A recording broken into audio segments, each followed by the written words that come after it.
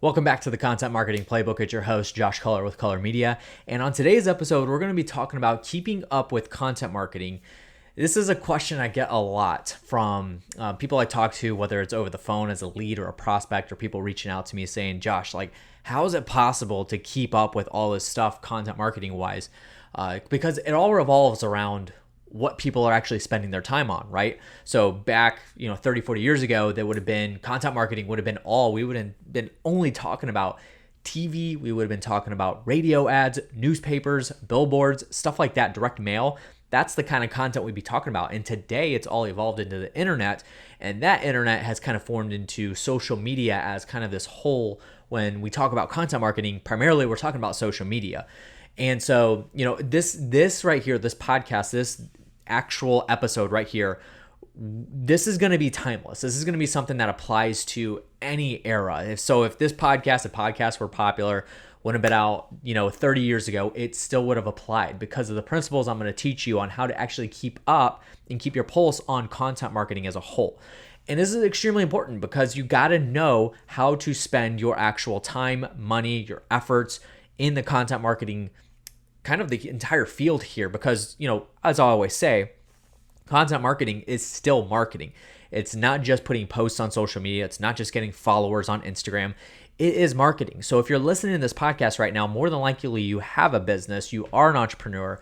Maybe you are the marketing director for your company, the company that you work for, and you just want to learn how to do content marketing better.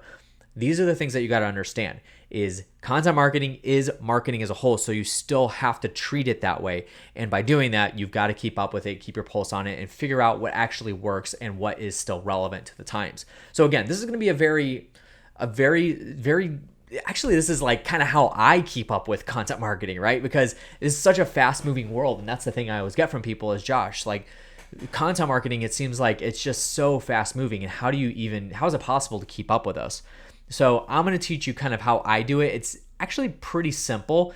It's really, at the end of the day, a lot of this is just observation. It's just keeping your eye on things and keeping a pulse on it. But I'm going to go through a few things on how I actually keep up with it in order to not just figure out what's relevant, but see what things are coming down the pipe, something that's new, maybe something that it's a new platform that's come out. Maybe we need to give it a shot or see if it's actually relevant to our audience and that kind of thing. So I'm going to get you, there's actually 2 points I'm going to start off with that are going to get you in the right mindset in order to go into this, and then tell you how to actually keep up with content marketing and figure out how to innovate and how to make things better and how to decide, hey, this new platform's out, should I actually go try it? Or this new form of content marketing is out, should I try it? Because again, 15, 20 years ago, we wouldn't have been talking about podcasting because it really wasn't a thing. We probably wouldn't even been talking about video content because it really wasn't much of a thing at all, except for outside of the TV, outside of that box, right?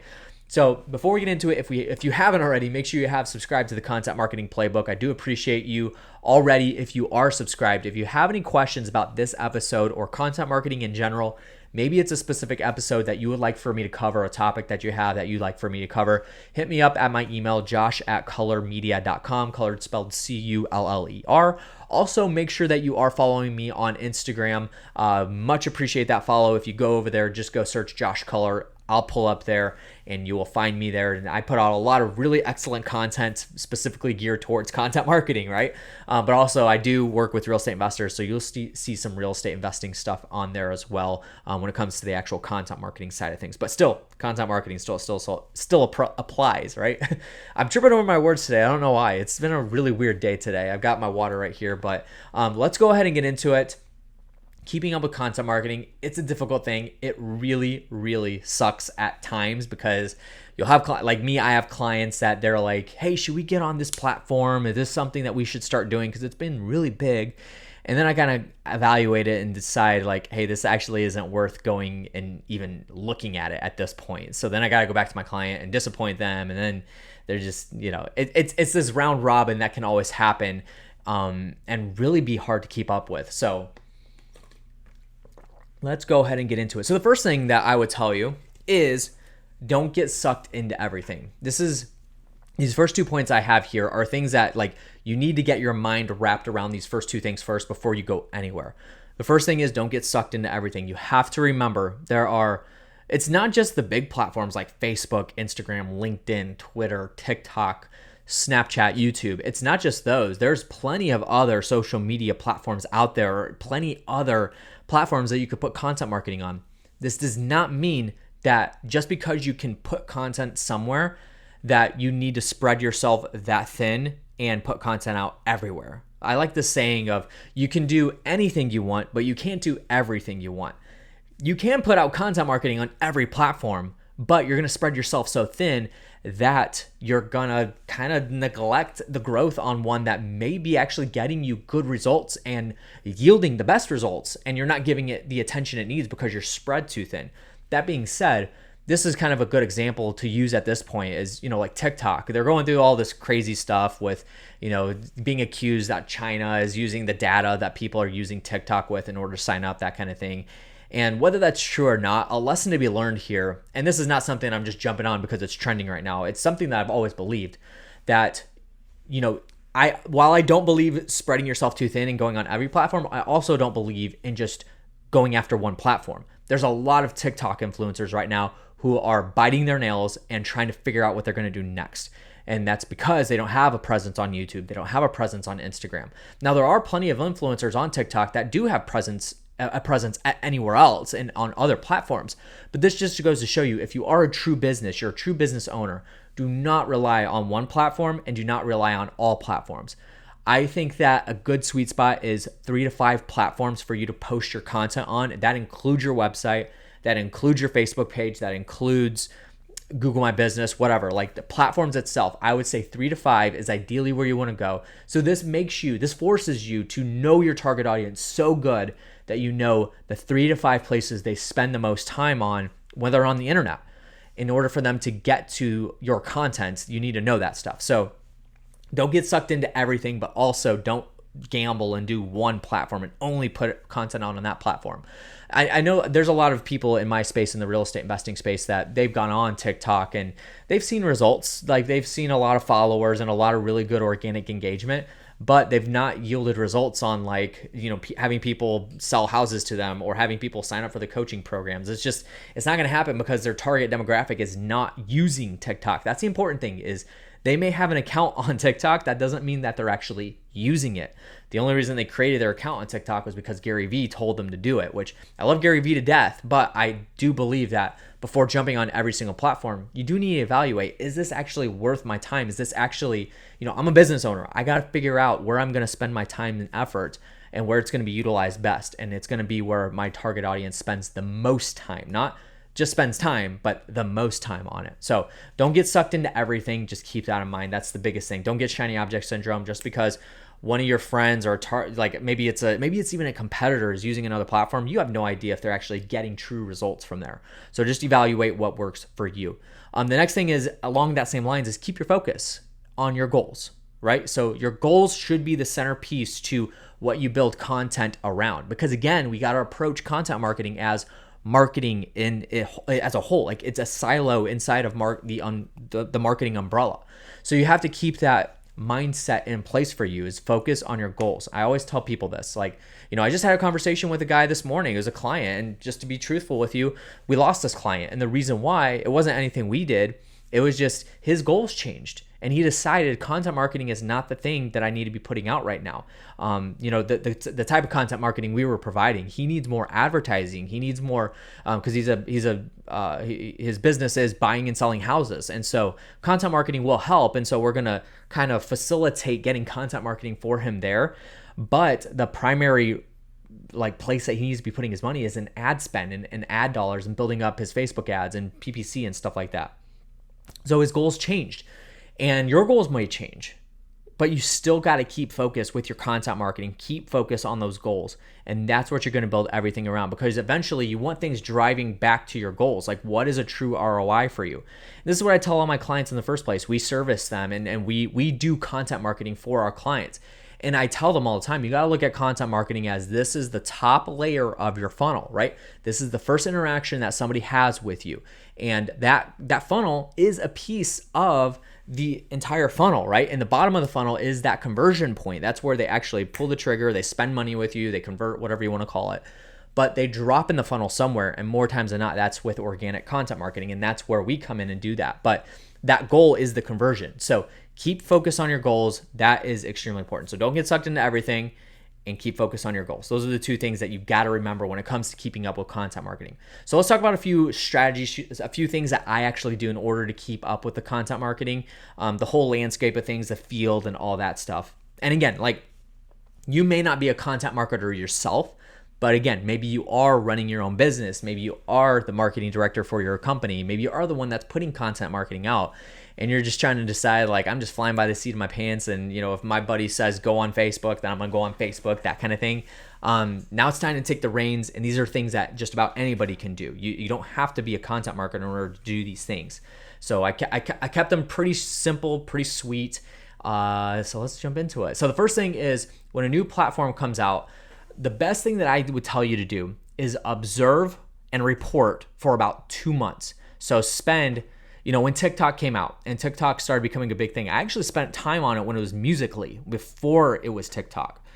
And I discovered Musical.ly, I spent about 2 hours a day, 2 hours a week, not 2 hours a day, that would be too much time.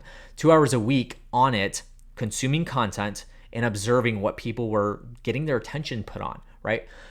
And what I discovered was that this is definitely not a platform that we should be on, right? Because of the demographic, because of what was going on Musical.ly. And then TikTok took over, and TikTok's kind of evolved it into not just really what it was when it was Musical.ly, is it was just a lot of people like doing lip syncing and dancing to music. It's still kind of that. It's still a lot of TikTok videos are that, but TikTok videos are a lot more raw.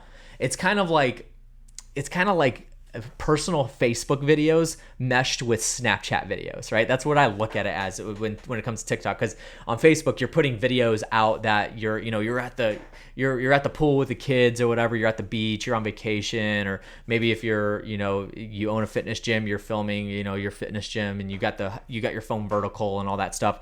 But TikTok's a lot more fast paced and fun, and so like that's where I think it's a merge of like Snapchat videos and Facebook videos is what TikTok ends up being.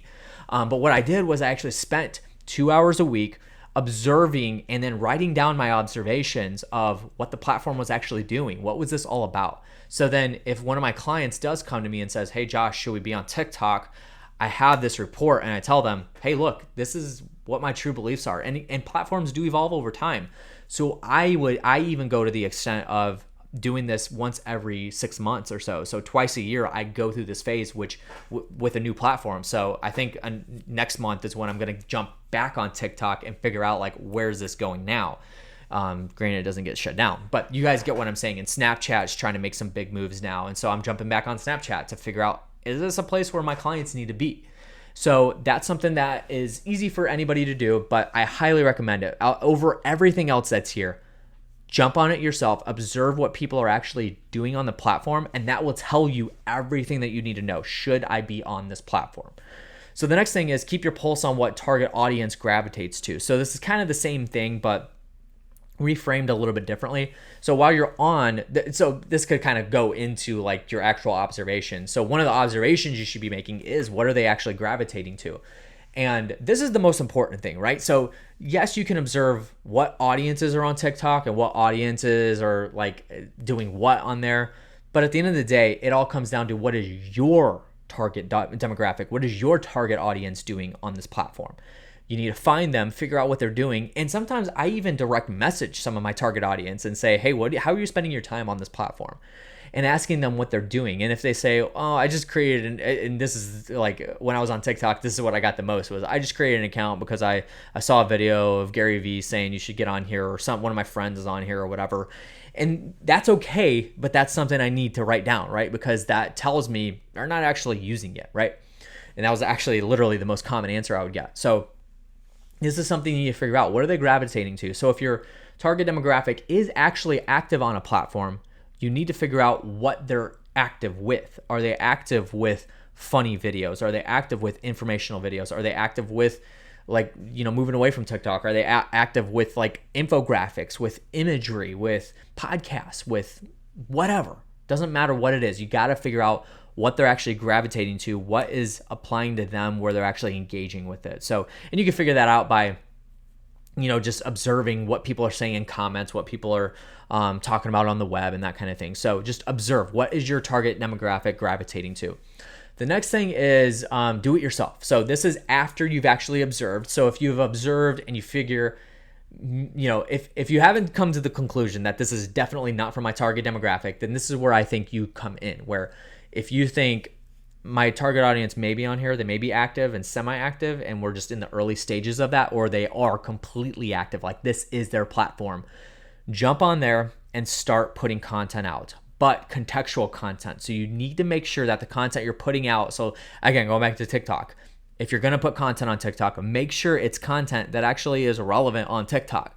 So don't just put out a LinkedIn video on TikTok. You need to make it contextual to the actual platform. So use it, give it an opportunity to show itself, to determine like, is this something that I actually need to continue doing or not? The time frame I would say is, again, another 2 months. This is giving you 4 months to actually truly evaluate the platform and do it yourself and decide if this is actually going to happen. Now, again, like this depends. If you're going to put out one video a week on TikTok, that's not, 2 months is not enough time. That's only 8 videos that you've put out on TikTok. You need to do it consistently and figure out like, is this actually truly something that people are engaging with and people are actually using when I put out videos? So do it yourself. And this is what marketing is all about in the first place. Marketing, as a non-official definition, marketing is just testing what is going on to drive business your way, right? So that's, marketing is all testing, really. You could be doing marketing that was blowing it up last year and it's completely sucked this year and it's not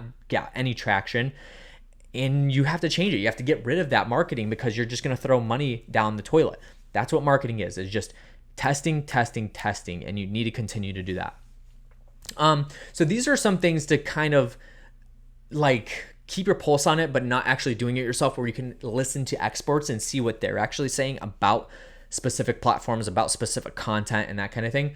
The first thing is one of my favorite newsletters. I literally, it's called the Daily Carnage. So the Daily Carnage, it's an email newsletter.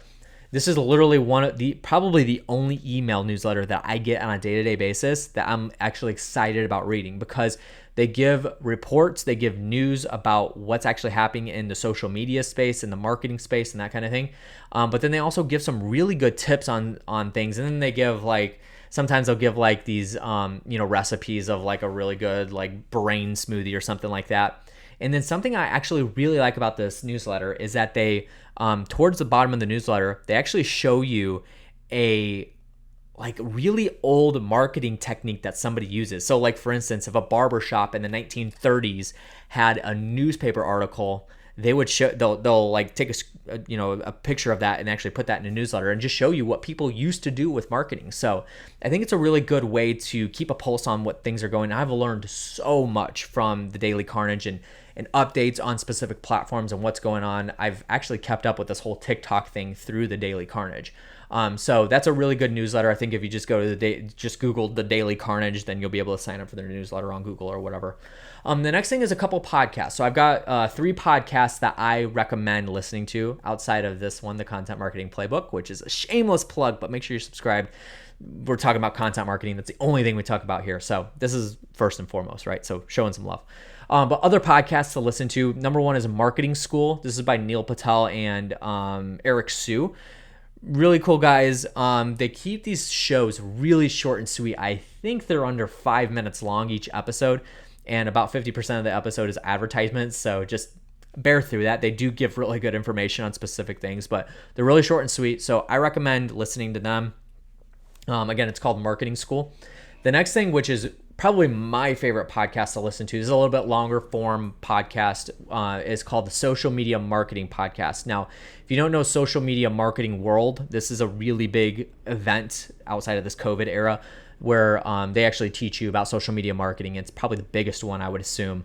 But they're really, really good organization that they got going on. Eric Seltzer is, I think, the guy's name, or Meltzer or something like that. But he's the host. He gets on experts in the marketing space, social media specifically, which again, social media is primarily consisted of content marketing, but he gets experts on there to teach about specific things. I mean, he's even got experts on there specifically talking about how to use thumbnails on YouTube correctly. And they talked a full hour about that. And so like just really in-depth conversations with experts. And I think this is a really good podcast to listen to if you're trying to keep up with this whole landscape. Probably the best one, honestly. The next one, the last one here, is Science of Social Media by Buffer. So this is the actual Buffer platform where you can post third-party distribution. But Science of Social Media, it's a really good one. I've been listening to this for a long time. They've actually switched hosts, and they're still good, but they've been able to keep that level of quality up. But really short. I think normally these are between like 10 and 15-minute episodes, and really good information about, social media platforms, about content marketing in general, and just some updates as well. So I recommend that. So Science of Social Media. So the last thing that I have here, so those are a few things that you can actually do outside of like doing it yourself or listening to me, keeping up with the content marketing. So the last thing I got here is view what your competition is doing. At the end of the day, there's not really a better substitute for figuring out what is actually going to work for your target demographic than evaluating what competition is doing. This is auditing your competition. Now, again, I want to make sure that you understand your goals are very different from theirs. So if they're on Instagram and they're using a specific technique, maybe it's image, an image style that they're using. Maybe they're using a bunch of carousels and that's getting some tremendous traction. Maybe you start doing that. So I would tell you, figure out what actually works good for your competition. Digest it and figure out like, is this actually going to work for my audience as well? They have a very similar audience. Does this work for me as well? And give it a shot. Try it out. Make sure you're not specifically copying them, but don't reinvent the wheel, but also make sure it has your spin on it. But audit your competition, figure out what they're doing, not just on social media, but also on their websites, also on Google My Business, podcast, YouTube, that kind of thing. And figure out, is this actually going to work for me? So these are some ways to keep up with content marketing in the landscape. It is going to, if you think it's moving fast now, it is just going to continue to move fast. I feel like we're in the snowball of content marketing era where more and more, as we kind of segment as a society into different areas of life, a lot more platforms are going to be coming out for us to put content on, and it's just going to get even more niched. So I think that understanding what directions to go is extremely important with content marketing, because again, going back to my first point, you don't want to be spread too thin. So hopefully that helped you guys. If you have questions, you need some updates on things, I'm always happy to help you. Josh@colormedia.com. Again, go follow me on Instagram. Just search Josh Color and you'll find me there. Thank you so much for listening to the Content Marketing Playbook today. Again, this is your host, Josh Color, and I'll catch you guys in the next one. See you later.